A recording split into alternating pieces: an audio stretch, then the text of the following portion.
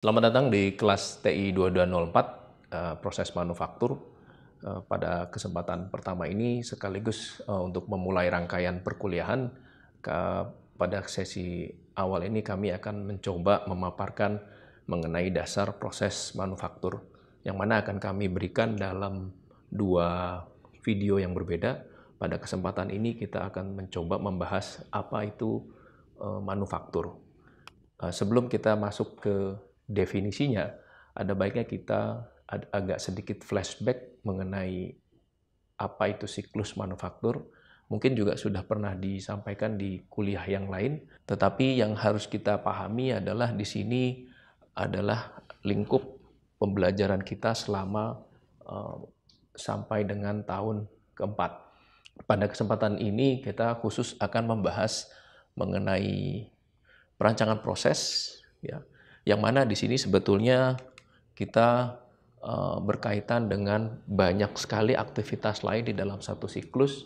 Pada khususnya adalah mencoba memenuhi permintaan konsumen dengan mengendalikan inventory atau dengan mengendalikan inventory dari pemasok, sehingga kita dapat bekerja sesuai ritme yang kita buat untuk memenuhi konsumen yang di awal. Dari situ, konsumen ini nantinya juga akan melakukan satu pemesanan tertentu, apapun itu produknya. Dari situ kita akan coba merancang produk yang berkesesuaian. Dari rancangan itulah kita akan coba merumuskan bagaimana prosesnya, proses membuatnya. Jadi sebagai awalan kuliah ini, mahasiswa diharapkan untuk dapat memahami dulu terkait perancangan produk. Paling tidak pada tingkat pertama sudah dipahami mengenai bagaimana mendefinisikan satu desain dalam satu rancangan gambar, baik itu 2 dimensi maupun 3 dimensi. Itu adalah masukannya, di mana kita akan mencoba merancang prosesnya. Dari proses ini akan sangat berguna sekali untuk entitas yang lain, yaitu satu paling dekat adalah bagaimana nanti merancang metode kerjanya yang sesuai, dan juga bagaimana nantinya merencanakan produksinya, kapan harus dilakukan. Dari siklus yang sebelumnya, kami akan coba sedikit refresh lagi bahwa nantinya semakin ke atas tingkatnya, kita akan mencoba memahami siklus manufaktur itu semakin mendetil. Jadi dari yang awal di sini kita punya satu gambar teknik gitu ya, yang dari tingkat sebelumnya kita sudah bisa mendesain produk, kita berikan tampak depan, kanan, kiri, dan seterusnya. Berikut juga fitur dari produk tersebut. Dari sana kita akan mencoba merencanakan prosesnya di sini yang berikutnya yang akan dijabarkan di kuliah ini lebih dalam. Ini adalah prosesnya terkait fitur yang mana, prosesnya apa, dan seterusnya. Di sini kita akan coba memperjelas apa mesinnya, bagaimana parameter prosesnya. Setelah itu baru kita bisa mengukur waktu, tools, dan bagaimana juga nanti mengukurnya. Setelah kita dapat merencanakan prosesnya, lalu selanjutnya kita dapat merancang satu diagram operation process chart, yaitu urutan dari proses tersebut, dan juga berikut BOM-nya. Yang mana kedua ini nantinya akan menjadi masukan entitas lain, khususnya ada sistem kualitas, ada mengenai biaya, ada bagaimana merencanakan produksinya, dan juga bagaimana nantinya pada level enterprise untuk menjahit semua informasi tersebut, yang mana kesemuanya ini akan juga terhubung dengan sistem yang lain, yaitu ada dari satu proses tadi, kita definisikan sistem kerjanya bagaimana, lalu kita desain sistem produksinya mau seperti apa, sampai akhirnya kita dapat mendefinisikan sistem usaha dari perusahaan yang berkesesuaian. Semuanya ini awalnya lagi-lagi saya refresh adalah merupakan gambar komponen. Jadi ketika kita sudah lupa, barangkali kita harus ingat kembali awal muasalnya adalah bagaimana kita dapat mendesain satu komponen dan merepresentasikannya dalam gambar. Jadi jika sekarang sudah banyak yang lupa, maka harus segera merefresh ulang. Karena dari sini kita akan mencoba merencanakan prosesnya dengan proses yang seperti apa, kita akan coba bahas di kuliah ini. Kuliah ini akan terdiri dari 14 topik. topik pertama yaitu pada kesempatan ini melanjutkan nanti topik 2 dan ketiga tentang mengecor, lalu kita akan fokus terhadap 2 jenis material, plastik dan logam. Setelah itu kita akan lanjutkan setelah kita dapat bentuk yang sifatnya adalah mendeformasi atau merubah bentuknya saja, tetapi selanjutnya mungkin selain dirubah perlu juga dikurangi, yang mana itu akan kita coba lihat pada proses 8, 9, dan 10. Topik 8, 9, 10 ini kita sebut umumnya sebagai proses subtraktif. Berkebalikan dengan itu, maka kita akan juga coba pelajari proses aditif atau bukan dikurangi tetapi justru ditambahkan yang kita kenal dengan 3D printing. Lalu yang untuk 12 ke 13, setelah semua komponen kita bilangnya sudah kita buat, maka selanjutnya tugasnya adalah dirakit.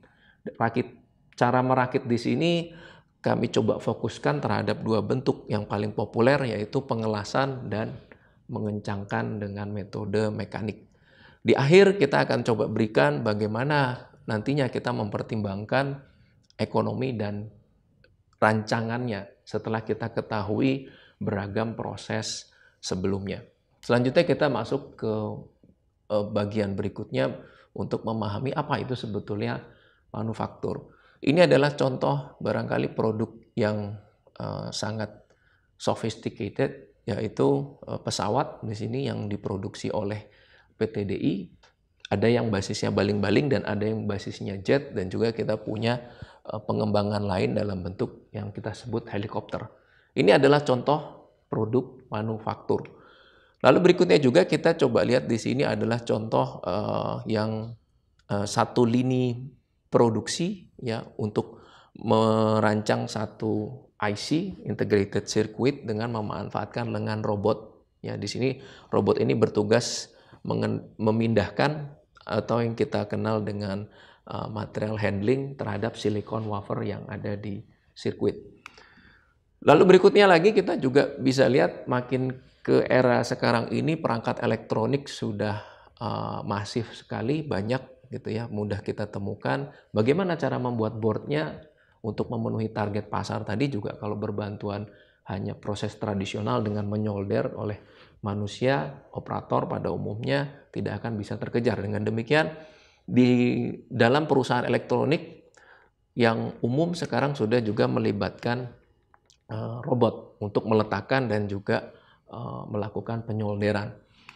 Lalu berikutnya kita juga lihat mungkin yang agak lebih hulu lagi gitu ya. Kita lihat di sini adalah perusahaan baja yang menggunakan di sini adalah tampak satu tempat wadah untuk melebur besi baja. Kalau kita lihat di sini ini nampaknya kecil sekali, tapi jika lihat skalanya terhadap orang yang di sini, maka kita lihat ini diameternya, volumenya sangat besar sekali. Dan ini adalah proses awal dalam kita membuat satu produk besi baja. Berikutnya ini juga kita lihat, kalau tadi yang saya sempat singgung bagaimana kita mencoba membentuk tapi dengan cara mengurangi. Ini adalah contoh aplikasi mesin bubut. Ini adalah benda, permukaan bendanya. Ini adalah material sisanya yang sudah terpotong oleh pahat. Ya, bagaimana cara kerjanya? Sekilas ini adalah contoh teknologi bubut ya, yang kita lakukan di mesin bubut. Nantinya akan juga kita coba bahas. Oke, ini juga adalah contoh satu proses manufaktur di dalam satu lini produksi. Kita masuk kalau gitu. Apa itu sebetulnya manufaktur? Dari bahasa Latin kita kenal manufaktur itu merupakan manufaktur itu diperoleh dari 2 kata Latin, yaitu manus dan factus. Manus itu artinya tangan, factus itu artinya membuat. Jadi kalau sederhananya adalah dibuat menggunakan tangan. Ya. Kalau kita mau melengkapi lagi, kurang lebih adalah merupakan metode yang umum dipakai untuk membuat sesuatu. Jadi ketika kita ketahui manufaktur, sederhananya adalah kita membuat dengan tangan. Jadi kalau kita pikirkan sekarang semua yang kita buat dengan tangan kita bisa sebut dengan manufaktur. Baik itu nanti tangannya berupa tangan articulate ataupun sampai dengan berbantuan robot seperti yang ada di lini produksi pada slide sebelumnya. Nah, dalam konteks modern kita dapat memahami manufaktur ini dari dua sudut pandang paling tidak, yaitu pertama teknologi, yang kedua ekonomi.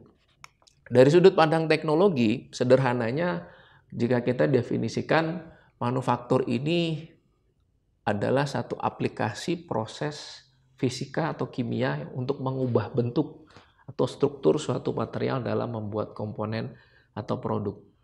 Diagramnya sederhananya kita punya satu raw material di sini, lalu di sini kotak yang berikutnya adalah beragam proses manufaktur yang melibatkan mesin, alat pendukung, tenaga, dan juga operator.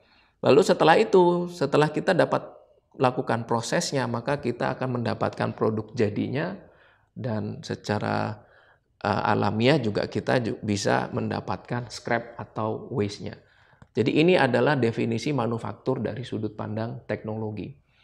Definisi yang kedua adalah definisi manufaktur dari sudut pandang ekonomi. Yang dapat kita jelaskan adalah merupakan proses transformasi material menjadi sesuatu yang memiliki nilai tambah atau yang kita kenal dengan added value. Jadi ketika kita lihat material tadi, kita tidak lagi lihat prosesnya sebetulnya, tetapi kita lihat material itu ditambahkan suatu nilai. Artinya dalam bentuk merubah, mengurangi, menambah, hingga menjadi satu fitur dan kita mendapatkan satu produk jadi. Dan semuanya ini diukur dari uang pada umumnya. Jadi di sini kita dapatkan raw material berapa, proses apa yang kita lakukan juga akan diterjemahkan menjadi uang, yaitu berapa nilai tambahnya sehingga bisa kita terka berapa harga produk jadinya.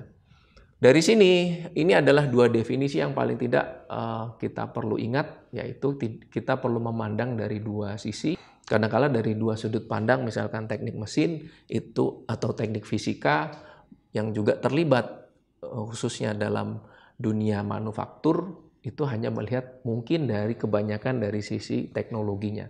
Tetapi di teknik industri dan manajemen rekayasa khususnya kita banyak sekali melihat definisi manufaktur ini sebagai satu sudut pandang ekonomi, selain juga teknologinya. Berikutnya kita coba pahami kembali bahwa yang harus kita ingat, artinya di dalam dunia manufaktur tidak serta-merta kita bisa melakukan keseluruhan prosesnya di dalam satu tempat sendirian. Sehingga kita dengan demikian perlu melibatkan beragam industri. Paling tidak dengan melalui pemahaman di sini kami coba bagi ke dalam 3 bentuk industri, yaitu pertama adalah industri primer yang biasanya kita kenal dengan industri eksplorasi, ya.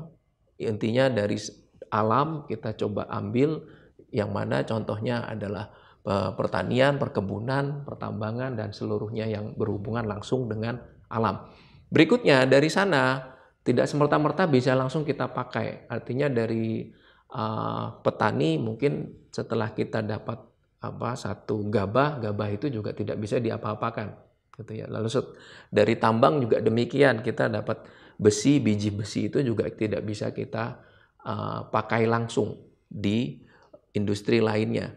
Sehingga dengan demikian ada industri sekunder yang mengolah hasil industri primer tadi menjadi produk, ya. Bisa misalkan di sini adalah otomotif, elektronik, tekstil, gitu ya. Otomotif dia memproduksi komponen mobil, komponen itu dari mana? Komponen itu sebetulnya dari melebur biji besi tadi. Yang akan kita coba lihat contohnya pada saat nanti kita membahas pengecoran. Lalu berikutnya tekstil barangkali yang kita dapat temukan di industri primer, kapas itu langsung ambil, tetapi setelah itu untuk memintal menjadi satu kain itu adalah industri tekstil. Bidangnya adalah merupakan kategori industri sekunder.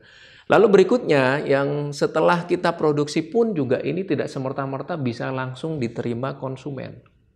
Sehingga kita perlu industri yang ketiga yaitu industri tersier yang merupakan sektor jasa kita bilangnya. Jadi ada perbankan, ada pendidikan, ada bengkel dan seterusnya. Artinya ketika satu mobil rusak, komponennya ingin diganti, tidak bisa saja dia membeli sendiri komponennya, pasang sendiri. Tetapi di sektor jasa ini dia tinggal bawa ke satu tempat service center, nanti apa yang rusak, komponennya dipesan, yang memproduksi komponen juga mengecek kembali apakah masih ada. Jika sudah tidak tersedia, maka dia akan mencoba membuat satu rencana produksi. Demikian juga misalkan sektor perbankan yang pada umumnya melibatkan uang gitu ya, peredaran uang sebagai alat barter, tetapi uangnya itu sendiri sebetulnya juga hasil produksi dari industri sekunder. Intinya bagaimana cara membuat uang itu tidak sembarangan, kertasnya juga kita buat spesifik yang punya satu bentuk sekuritas tertentu. Dan kertas itu pun dari industri primer dan seterusnya. Berikutnya, sebelum kita akhiri, maka kita bisa paling tidak memahami nantinya setiap perusahaan yang kita coba definisikan terhadap teknologinya dan ekonomi tadi, paling tidak kita juga bisa melihat pada aspek kemampuan manufakturnya yang bisa kita lihat dari satu teknologi prosesnya, paling tidak apa saja yang dia bisa proses ya, apakah hanya material tertentu, tukang kayu barangkali hanya bisa memotong kayu, ketika memotong logam kita harus ke tukang besi. Jadi ini keterbatasan ya kemampuan prosesnya. Lalu kemampuan ini juga didukung tidak hanya prosesnya saja tetapi yang melakukan, operatornya, tenaga kerjanya. Artinya untuk membuat satu patung tidak serta-merta orang yang biasa memahat kayu bisa membuat patung dengan baik, tetapi tentunya juga butuh satu keahlian tertentu. Lalu berikutnya kita juga bisa telusuri kemampuan manufaktur tersebut dari keterbatasan fisik produknya. Jadi dari karakter produknya sendiri, apakah ukurannya atau beratnya. Karena ini akan mempengaruhi mesin apa, bagaimana handlingnya dan bagaimana gudangnya kita akan siapkan. Yang ketiga adalah mengenai kapasitas produksinya. Jadi di sini juga kita bisa lihat tadi barangkali dengan berbantuan robot tadi satu lini produksi untuk membuat satu mobil cukup hanya 1 menit. Tetapi barangkali dengan orang mungkin tidak segitu. Ya, mungkin bisa jadi setengah hari. Sehingga dari situ kita bisa kalikan dalam unit waktu ya. Misalkan sehari 24 jam atau kita kurangi hanya shift kerjanya saja 8 jam, kita kalikan bisa dapat berapa mobil. Maka kita bisa dapatkan berapa banyak dia bisa memproduksi dalam satu satuan waktu tertentu. Demikian bahan pertama terkait apa itu manufaktur. Selanjutnya akan kita coba gali lebih dalam contoh-contoh dari proses manufaktur terkait. Terima kasih.